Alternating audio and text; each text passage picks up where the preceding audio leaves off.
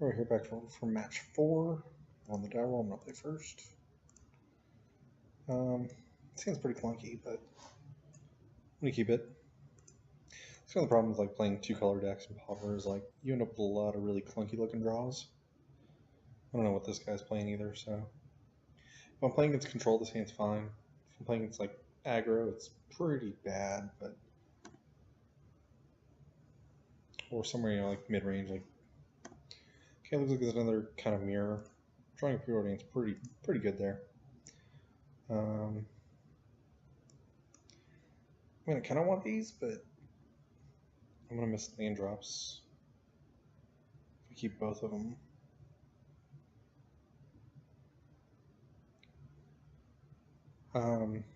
As of right now, I can't cast the Trading Rats, so I'm just going to bottom those. I'll keep the Counterspell, though, because Counterspell is really good against blue-black decks, so...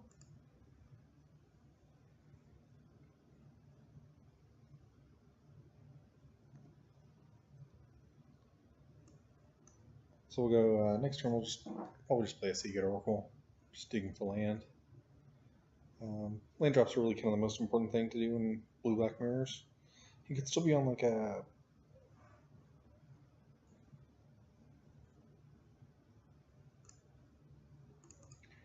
You could be on like a blue-black Delver type of list or something like Angler or blue-black Control Angler or something like that. Oh man, Islander Mull Drifter. Well, I'm probably going to Seagate Oracle next turn, so I think I'll just take the Mull Drifter. Because if you run out of threats against blue-black and they like counter your Mull Drifters or whatever, then you just end up in really bad shape. So I'll play a Dismal Backwater next turn. Yeah, sure.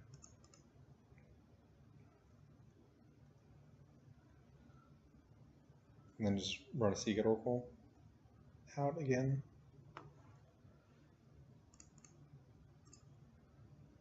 Not hurting for the land drops exactly yet.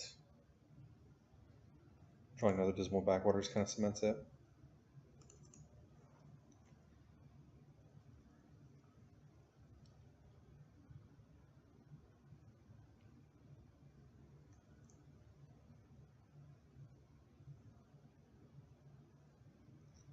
So if he's smart here, he loses up Counterspell mana from Mull Drifter, but assuming that I have an untapped land in hand. He doesn't know that I don't, but okay, well, that's a reasonable play, I suppose.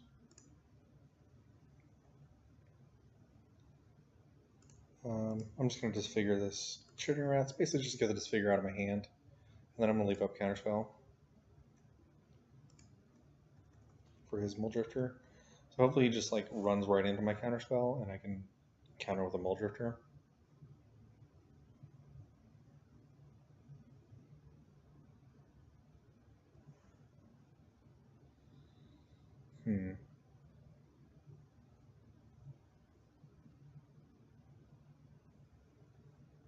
So I can run out my Counterspell, and I hope he counters. We'll see if he does. No, he doesn't. Smart player. It's reasonable. Or he just wastes his mana. Unless we play Mull Drifter next turn. Which I am 100% okay with.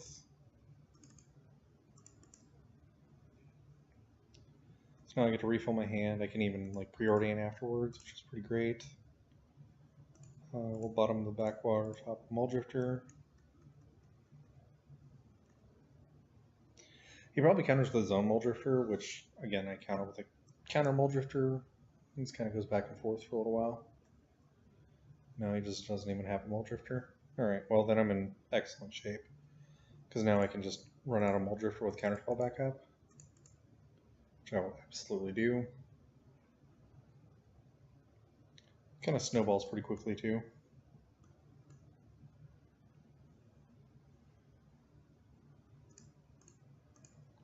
Can try and soul manipulation me, and that's definitely just going to get a Counterspell.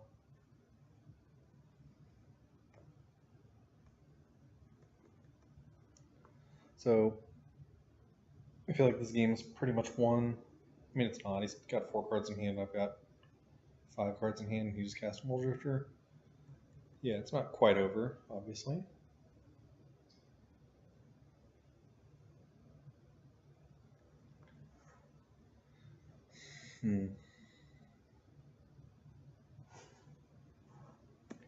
Let's see if he makes a trade. I imagine he will. And I would. Yeah. So now I think I'm just going to go over Arcane-Mancer and grab back a Counterspell.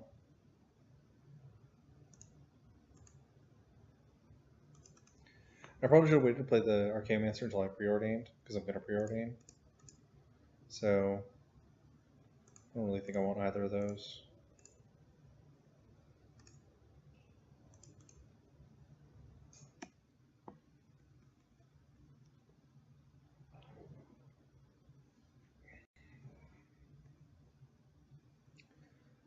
So now I'm basically looking for my Reaping the Graves,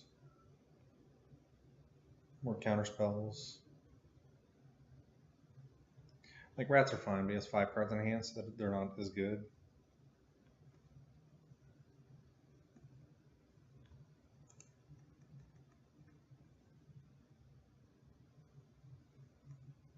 Okay, you can just figure my due. I think I just run out another Muldrifter here. Counter back up.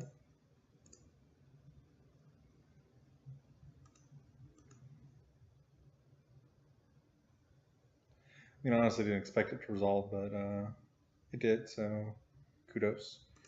Drawing a Bog there is pretty good too, because I can just exile everything from his graveyard. I don't have to worry about soul manipulations that much anymore.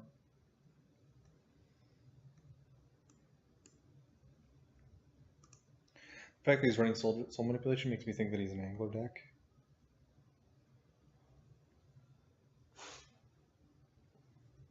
And he knows I have a counterspell here. I don't know why. Evankar's Justice?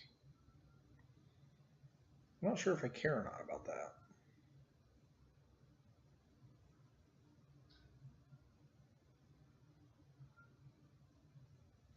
Yeah, I think I'm gonna counter it, because I'm gonna just like double rat him. So if I double rat him, then it sets him back. Drawing another counterspell is just daggers. That's like, I actually feel kind of bad about that, because it just lets me do whatever I want, basically.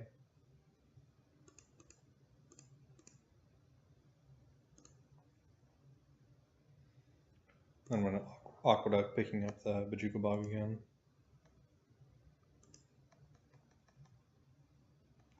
I generally feel kind of bad, like not drawing this hard.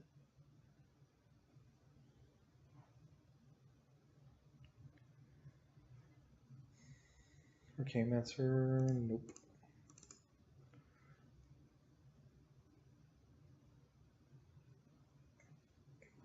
I don't want to let them just like Evankar's and wipe away 3 of my guys. And the Ghostly Flicker should probably just seal the game here.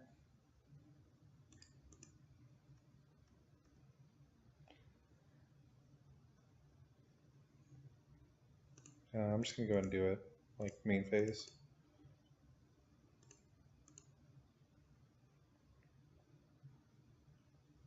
Yep, and he concedes. Okay, so again, it's like the mirror match. You just, all your 1/1 removal, you just side out. Because it just doesn't, it's not good enough. Bring in Stormbound Geist and Stinkweed Imp.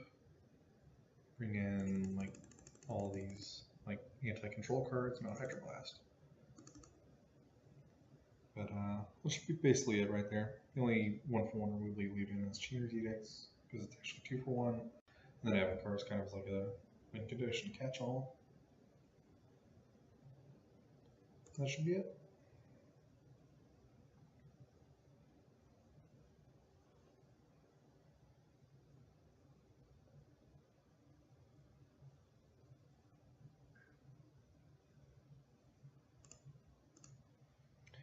Alright, this hand seems pretty solid. I wish I could be able to cast this Geist on turn 3, but I'll settle for a rat on turn 3 instead. Like, not having the 2 Chainer's Edicts in hand is pretty bad, but I mean, you got 3 lands and you got some 2/1 spells in your hand. Beating off with the Dismal Backwater because options.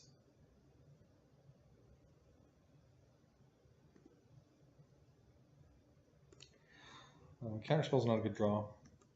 I can't cast it yet. It will be in the future when I can cast it, but as of right now, it's not.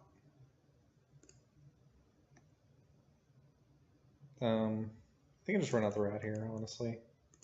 Like, it's not the best move, but I can't bluff counter magic even, so I just kind of want to use my mana. If I don't draw another blue source here pretty soon, I'm pretty toast. Yeah, especially if he's just going to draw and like grab back his counterspell. That kind of sucks.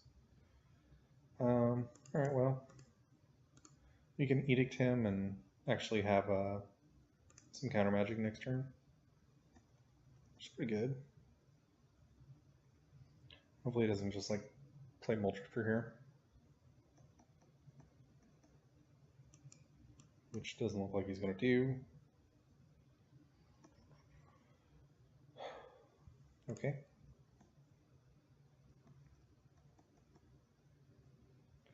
So the next turn we can play Stormbound Geist with like Dispel back up.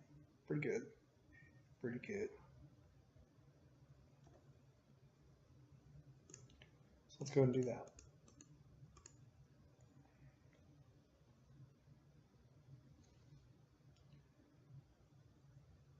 If I'm him, I'm definitely countering here, but I mean, maybe he just chooses to like use 2 removal spells on it.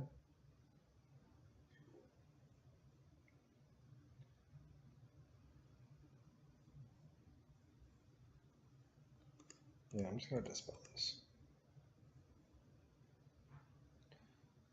This is pretty bad if like if he plays Mulchrifter next turn, but I can't really afford to just sit on counter magic and hope he doesn't draw Mulchrifter when I've got a pretty bad hand. Like drawing 3 out of my 4 edicts is not good. But yeah, if he's just gonna use 2 removal spells in this, I'm pretty happy with that.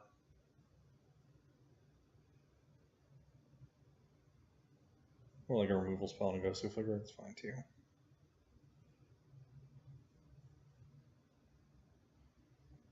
Yeah, you gotta let the Undying trigger resolve.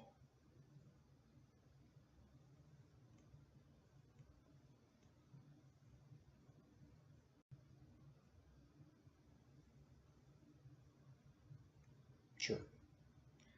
Yeah, removal plus Ghostly Flicker, that's fine. That's perfectly fine by me. Because the Ghostly Flicker could have gotten him a lot more value than just a Stormbound Geist only hits him for 2 a turn. He has 11 turns to deal with that. That's fine. Alright, well, Relic seems pretty good here too.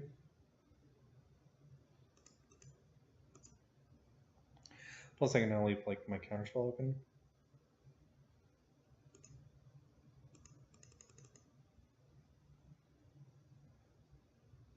Or just pop the Relic whenever. I don't have to pop it anytime soon. It's kind of like one of those that he has to deal with it before I have to worry about it.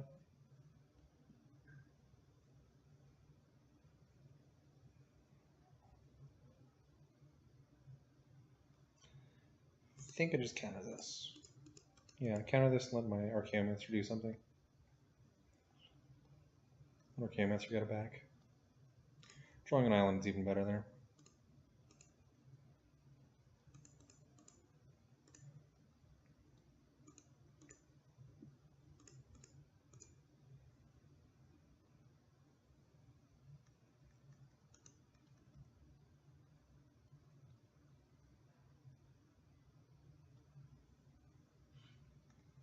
Yeah, just let this resolve. It's kind of annoying, but I'm not really in a rush right now, so it doesn't matter that much. Because I can edict this dude.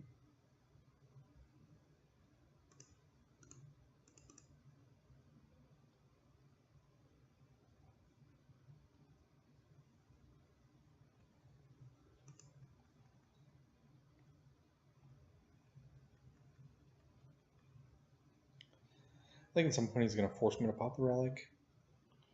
Which is okay, a lot of people just kind of sit on the Relic for way too long. And the rat is really annoying. actually. But that's fine.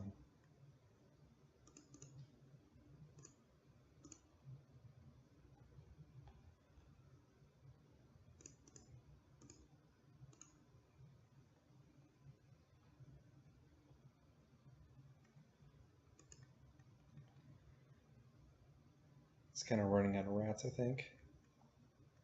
I hope anyway. He knows I have a counterspell in my hand, so he's absolutely making the right plays. I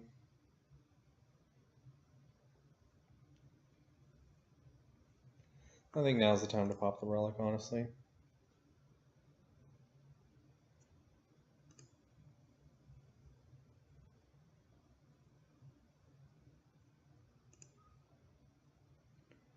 You can't stop him from getting a spell there. Unless I pop the relic, so. Or use my counterspell, which I don't want to do. Or which I did not want to do.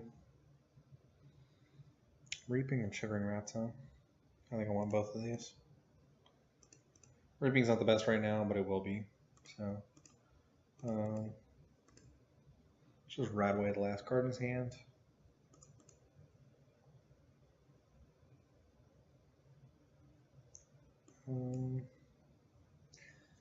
Debating whether I play out this island or not. I've got a Reaping next turn, so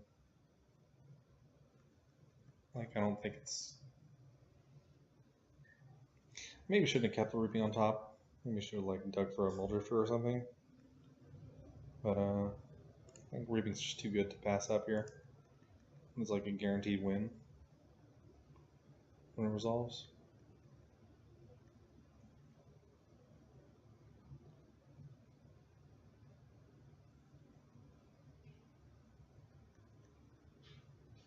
Oh man, another counterspell is just unfair.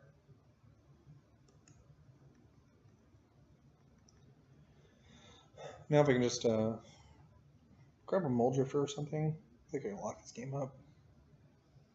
Muldrifter, I'll even see get Oracle I'll take. Rats I'll take too.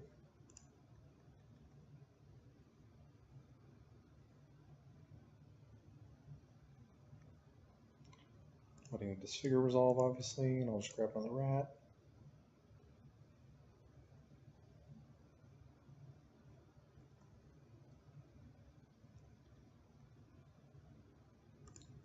Guardian's a good one. Hopefully we can get some good stuff on top. Neither of those are good stuff. So let's bottom both. Muldrifter will cast next turn. I'm gonna be able to at least like counter one counter. Especially with a spell as important as Mr. Muldrifter.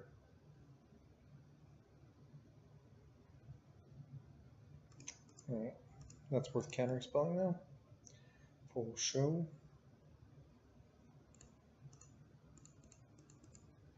Well, we know the contents of his hand at least. So, which is 0 cards now.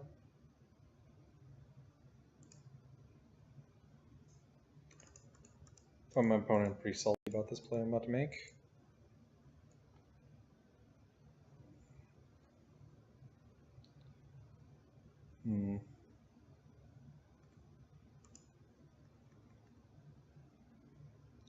So I could bluff here, but I don't really think it's worth it. And if I wasn't going to bluff, then I should have seconded my Barrymore first.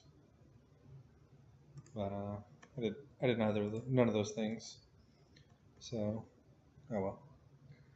I think we'd have a decent draw. It just kind of means that he's never going to be able to get through, no matter what. So if he has Muldrifter here, it's pretty bad for me, but anything else, it doesn't really matter. I think he's just dead if he doesn't have anything else.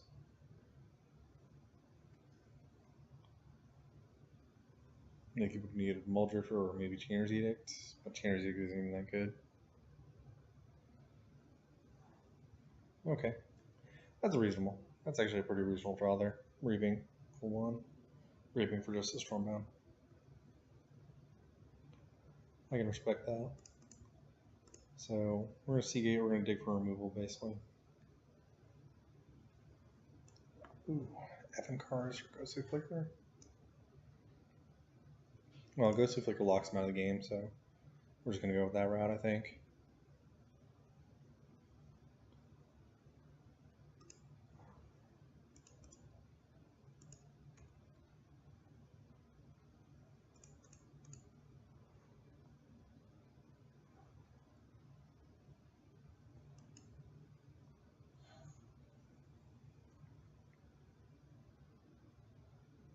Yeah.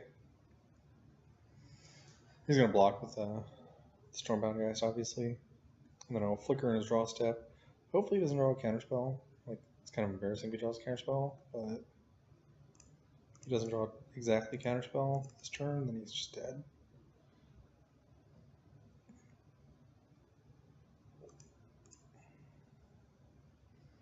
Because this is the rat lock I was talking about.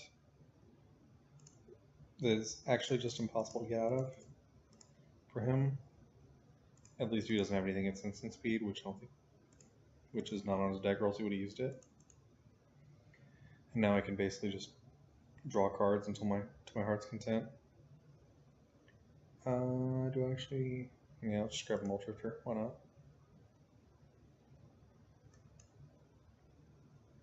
Yeah, because now I can beat down for 3, but I'm beating down for 2 each turn. 3 actually, if he's not blocking. More with every like Seagate Oracle I draw. So play Seagate Oracle. Just grab another Mulchrifter. At this point, I don't have to do anything. Just flicker. I think I should play Stinkweed up too. Stinkweed can attack with impunity.